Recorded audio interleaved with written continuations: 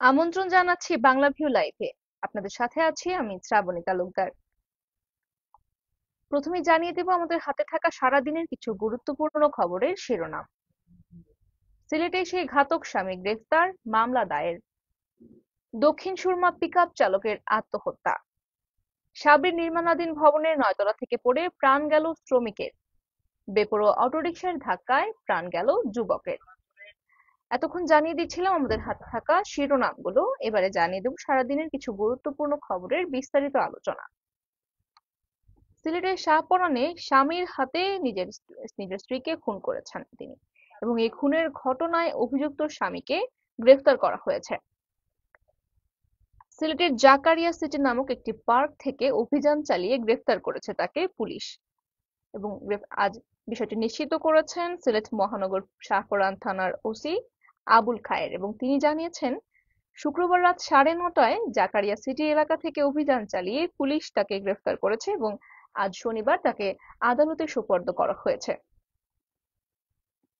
শনিবার 22 জুলাই তথ্যগুলো নিশ্চিত করা হয়েছে, এবং ওই ব্যক্তির বাড়ি সিলেটের শাহপরান এলাকার মেজর টিলার নাথপাড়ায়, এবং স্বামীর হাতে স্ত্রী খুনের ঘটনায় আলোড়ন সৃষ্টি হয়েছে পুরো সিলেট বিভাগ জুড়ে।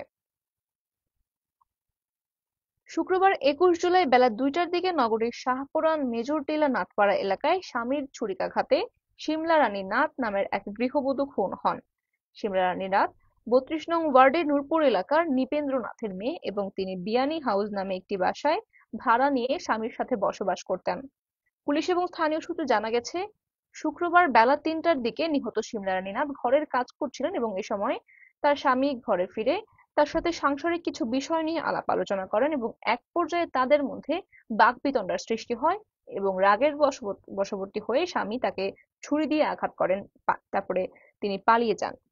স্থানীয়রা আহত শিমলাকে উদ্ধার করে এমএজি ওসমানী মেডিকেল কলেজ হাসপাতালে ভর্তি করেন, এবং চিকিৎসারত কর্তব্যরত চিকিৎসক তাকে মৃত ঘোষণা করেন, এবং এই ঘটনায় তার পরিবারের পক্ষ থেকে মামলা দায়েরের প্রস্তুতি নেওয়া হচ্ছে, এবং ঘাতক স্বামীকে গতকাল রাত 9:30টায় গ্রেফতার করা হয়েছে। দক্ষিণ সুরমায় এক পিকআপ চালক আত্মহত্যা করেছেন, তবে কি কারণে তিনি আত্মহত্যা করেছেন সেটি জানতে পারেনি পুলিশ। সিলেটের দক্ষিণ সুরমার লালাবাজার ইউনিয়নের গলায় ফাঁস দিয়ে এক ব্যক্তি আত্মহত্যা করেছেন। জানা গেছে তিনি পেশায় ছিলেন পিকআপ চালক, এবং তার বয়স ছিল 55। শনিবার 22 জুলাই দক্ষিণ সুরমা থানার পুলিশ পরিদর্শক মোহাম্মদ আবুল হোসেন বিষয়টি নিশ্চিত করেছেন, এবং তিনি জানিয়েছেন শুক্রবার দিবাগত রাতের কোনো এক সময় জেবুল মিয়া নামের ওই পিকআপ চালক আত্মহত্যা করেছেন বাড়ির গাছের সাথে ফাঁস লেগে। সেই সময়ে ঘরের সবাই ঘুমন্ত থাকায় কেউই বুঝতে পারেননি তিনি কখন আত্মহত্যা করেছেন। শনিবার সকালে লাশ উদ্ধার করে ওসমানী মেডিকেল হাসপাতালের মর্গে পাঠানো হয়েছে ময়না তদন্তের জন্য। তবে কি কারণে তিনি আত্মহত্যা করেছেন সেটি এখনো জানা যায়নি, যদিও এই ব্যাপারে থানায় একটি অপমৃত্যুর মামলা দায়ের করা হয়েছে। এদিকে সাবির নির্মাণাধীন ভবনের 9 তলা থেকে পড়ে এক নির্মাণ শ্রমিকের মৃত্যু ঘটেছে। নিহত নির্মাণ শ্রমিকের নাম আরিফুল ইসলাম, এবং তার বয়স ছিল 19 বছর। আজ সকাল 10:15টার দিকে বিশ্ববিদ্যালয়ে doctor M A Wazed Miah ICT ভবনের বর্ধিতাংশ নির্মাণ কাজের ঘটনার সময় এই দুর্ঘটনাটি ঘটে যায়।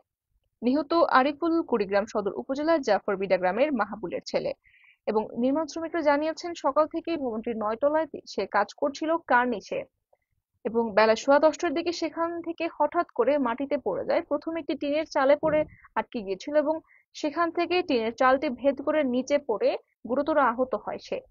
গুরুতর আহত অবস্থায় তাকে ওসমানী মেডিকেল কলেজে নিয়ে যান অন্যান্য ঠিকাদাররা, এবং কিছুক্ষণ পর কর্তব্যরত চিকিৎসক তাকে মৃত ঘোষণা করেন, এবং তার পরিবারকে বিষয়টি জানানো হয়েছে। জালালাবাদ থানার ওসি জানিয়েছেন আইনি প্রক্রিয়া চলমান রয়েছে। ময়নাতদন্ত শেষে লাশটি পরিবারের কাছে হস্তান্তর করা হবে।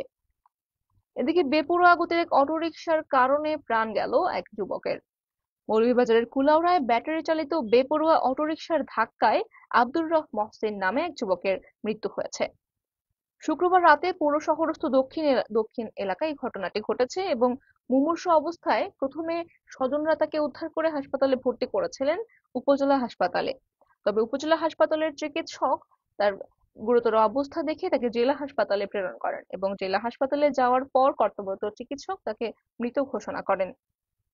নিহত মহসিনের বাড়ি ব্রাহ্মণবাজার ইউনিয়নের হিঙ্গাজিয়া এলাকায়, এবং তার বাবার নাম আব্দুর রাজ্জাক।